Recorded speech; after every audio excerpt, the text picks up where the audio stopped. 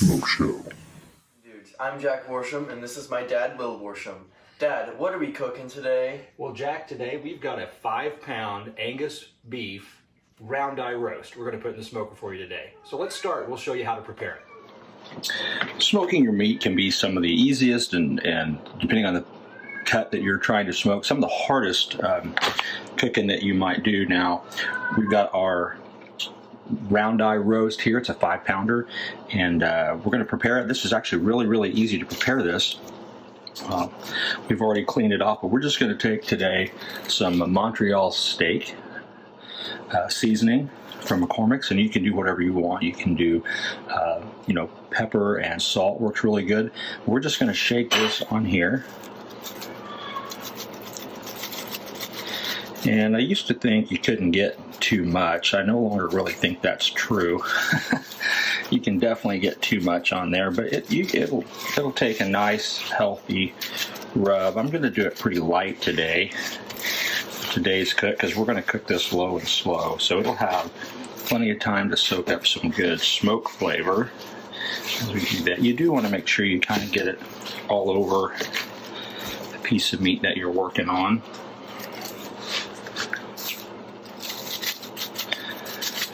So we're just going to finish seasoning that up, and then we'll move on with our cook.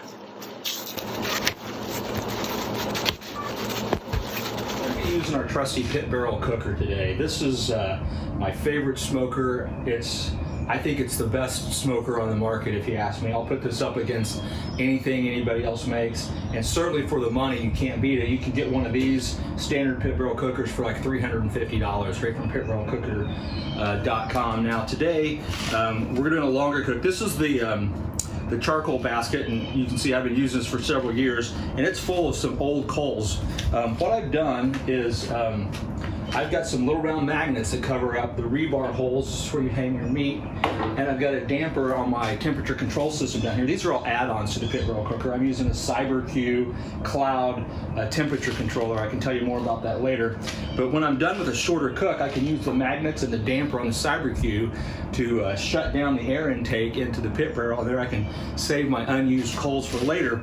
And in a shorter cook, I can just light some coals in my barbecue dragon chimney here, get them nice and hot, dump them in on these old coals, and that works great for shorter cooks like burgers, smoked mac and cheese, stuff like that, wings, chicken, anything you're going to do that's not going to take a long time. But this round eye roast we're going to do today, it's probably a 10 to 12 hour smoke, so we want to use fresh coals in our coal basket today. So what I'm using these old coals for is they're going to be my starter coals, so I'm putting them in my chimney so that we don't waste them, because we want to save as much charcoal as we can. There's no point in dumping this out. This is still good. You can still use it for fuel.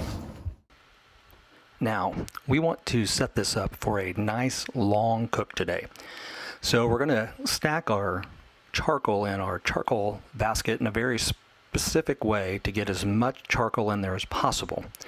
It does take some time to set up. About 10 minutes is about how long it usually takes me to do this, but we're going to as you can see, layer in the charcoal all vertically right up next to each other, and we're going to fill the entire bottom of the basket with a layer of charcoal just like this, and then we're actually going to do it a second time. So we're going to have 2 full layers of charcoal laid in. What that's going to do is it's going to get us, one, a whole lot of charcoal, and that's going to let us do a long, low and slow cook. I can get 10, 12, sometimes 14 hours or more of a low and slow cook. By that I mean somewhere between 225 and 250 by arranging the charcoal in this manner.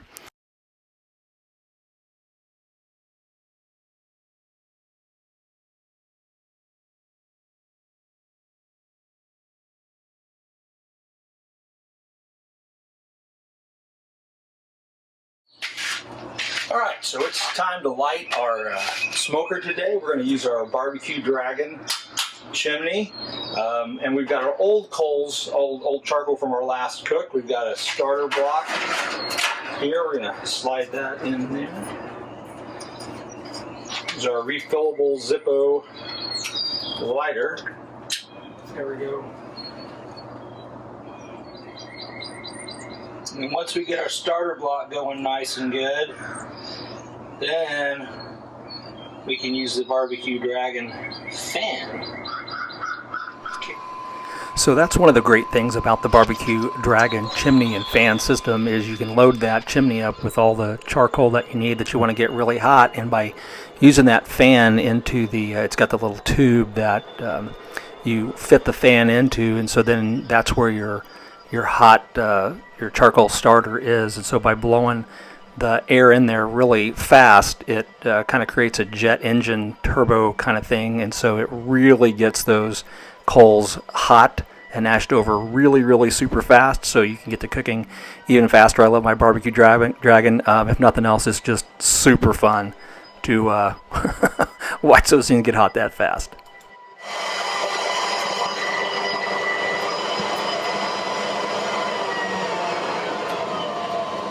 Now that our coals are nice and hot and ready to start our smoker, and of course you'll remember we already put our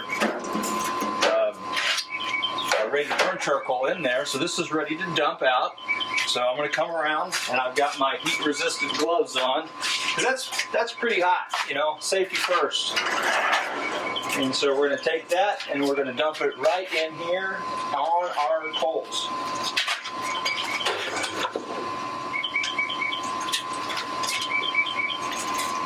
Now we want to let these coals get nice and hot, so we got to get our magnets off of these holes.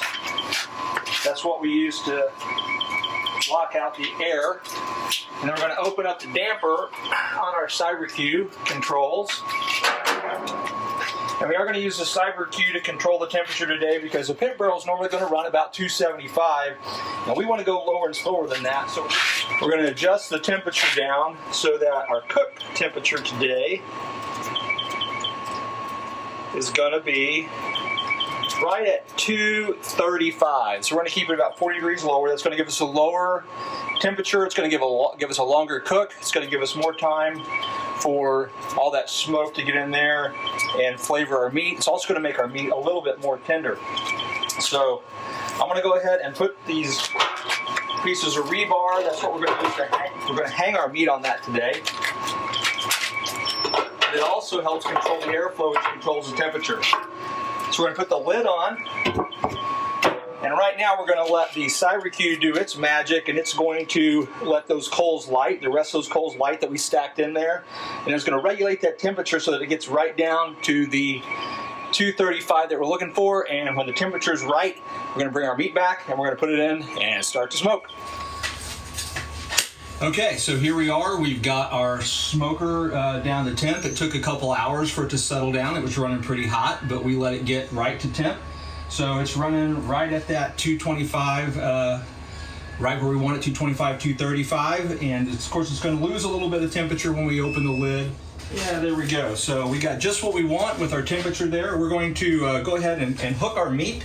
So now we got a second piece of meat here because we remembered we had some deer meat in the freezer thanks to Kick. So he brought that over. So we went ahead and thawed that out and got it seasoned up with the same seasoning we put on our beef. It's almost the exact same cut of meat except it's from deer and it's bone in. So this is an arm roast from the deer. So we're going to put our hooks in that, and then we're also going to hook up our beef arm roast here. Double hook. One hook is really enough, but I've never really had a fall, but just in case we're going to put 2 hooks in there. Now for our monitoring our temperature today, we're going to use our meter block. So I'm going to go ahead and turn that on. These are Bluetooth probes, and they're going to connect to the meter block. Right now I'm telling it I want to connect to the Wi-Fi network, just like we did with our controller. And so it's going to connect to the Wi-Fi. Now, a lot of people, when they're using their meter probes, they'll put 2 or 3 in a piece of meat like this so they can monitor in different places. I'm going to tell you, don't do that.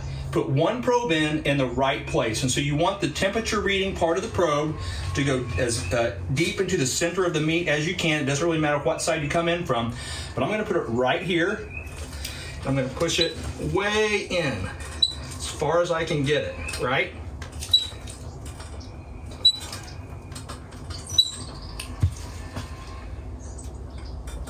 Now, one thing you don't want is too much of this too close to the meat, because this is the ambient temperature sensor up here and the inside temperature sensor is down there, and you don't want that too close, or the temperature of the meat is actually going to throw off the ambient temperature. So you have to be careful about that. That's probe 1.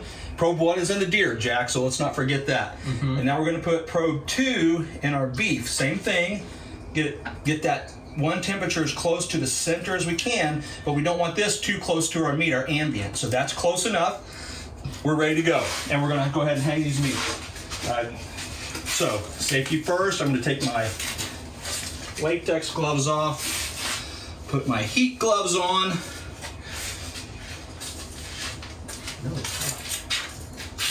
And we're going to pull this lid off. We've got it on there nice and tight. Coals are looking nice and ashy. So I'm going to hang my deer meat in because it's on probe number 1. And hang it right here. A little over-under action.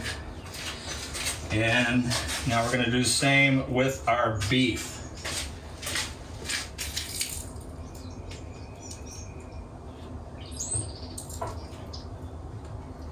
All right, here we go. Get that lid on nice and tight. And we're rolling smoke. We'll be back when it's done. All right, our meter probe has told us that our deer meat is ready to come off. Now, our beef roast was a little thicker, a little bigger. It was a 5-pounder, and the deer was only about 2.5 pounds. So the beef roast has got a little more time to go, but it's time to get that deer meat off of there. So we're going to use our handy dandy hook tool and get our lid off of here. And we want to go fast because we don't want to let our coals go out. But we're going to use the hook tool to grab that hook and lift it off of there. And then we can hold it in our hand because we got our heat resistant gloves on, and then use the hook tool to get the other hook off and pull that nice looking piece of deer meat right out of there. And then we're going to take the hooks out. Now, this is a part that everybody skips. It's very, very important to get a great tasting piece of meat. We're leaving our probe in because we still want to monitor the heat, but we're going to wrap it up in butcher paper. We're going to let that probe stick out. We're going to make a little hole for that and wrap this in butcher paper, right? Now, we've got an old cooler.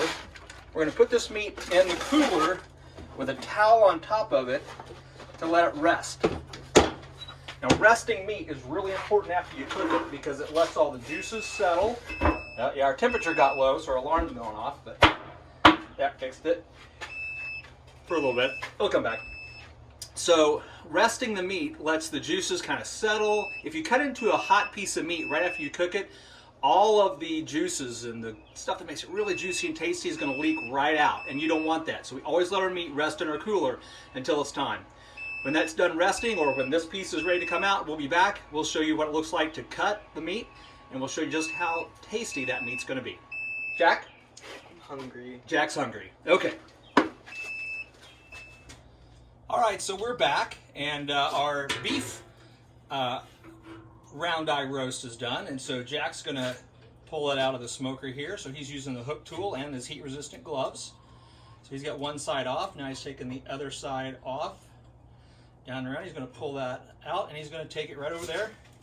Look at that beautiful piece of meat. Set it down on the butcher paper. And then he's going to pull he's going to put the hook tool down. He's going to pull the hooks out.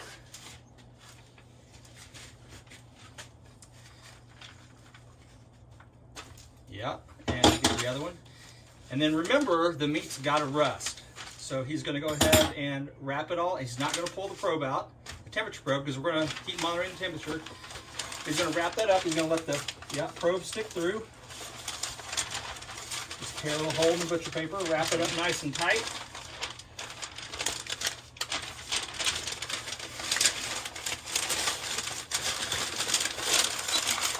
And then into the cooler it's going to go. Now, I got a notification from my meter probe, that said our deer meat is done resting. Ooh, look at that juice. Good, good. So we're going to take it out. we're going to replace it with the beef, again with the towel, and we'll let that rest. We're going to cut this, let's look at it right now. Let's look at that beautiful piece of deer meat,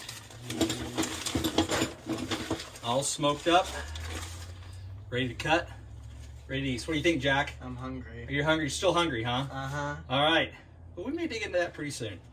All right, we'll be back when the beef roast's done, and we'll show you what this stuff looks like when you cut it up. All right, now that we're done smoking, we want to shut our smoker down. And remember, we want to save those coals. So we're going to do a couple of things. We're going to pull the rebar out that we used to hang our meat, and we're going to close the damper on our cyber-Q, and then we're going to take these magnets, and we're going to put them back over the holes. And I can't get these magnets apart with these gloves on. So we take the magnets and they just go right over the holes. And that helps block the airflow.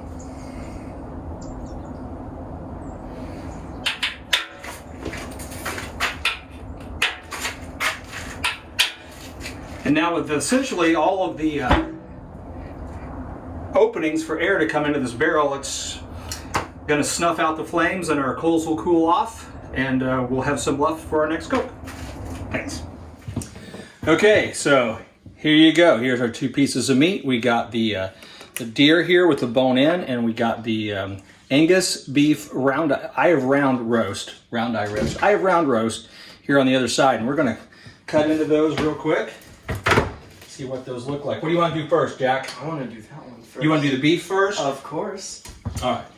We'll take the end off here, real quick. Yeah. Now look at that. That's what you want to see. So I don't know if everybody there in our video can see that. You see that nice smoke ring all around the edge? Yeah, that's about 1/2 centimeter smoke ring. That's going to be fantastic. Mm-hmm. You ready to eat a bite, Jack? Can I have that? You want that? Here you go. That whole piece. You do. Take that little bite right there. Try that. We'll try that. We'll try that. Let's try very, very good. Yeah, I think we did it again. All right, let's try that deer meat. Mm-hmm. All right. Come down here. Not something we haven't smoked before. No, we've not smoked deer meat before. We've done, lamb and all kinds of stuff. Now, we're cutting off the ends here. This is the more closer to well done. If we're going to eat, the real good meat is in the middle, because that's what going to come out closer to medium. But look at that. Once again, beautiful smoke ring on there. Great color. Really, really nice. I'm getting the piece with the fat on there. You want the piece with the fat, huh? Mm-hmm. That's always the tasty part. Okay, there you go. That's quite good. You like the deer meat? Mm-hmm. Oh yeah, that's wonderful. Mm-hmm. So there you go, folks. Hot smoking dudes with Angus beef round eye roast, and a arm shoulder of venison. We'll see you next time.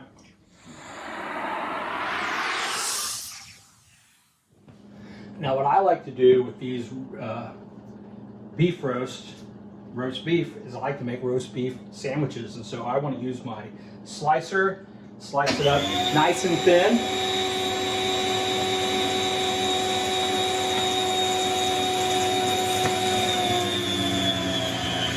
Trick here is not to go too fast. I don't have one of those big fancy commercial slicers. This is just a home version.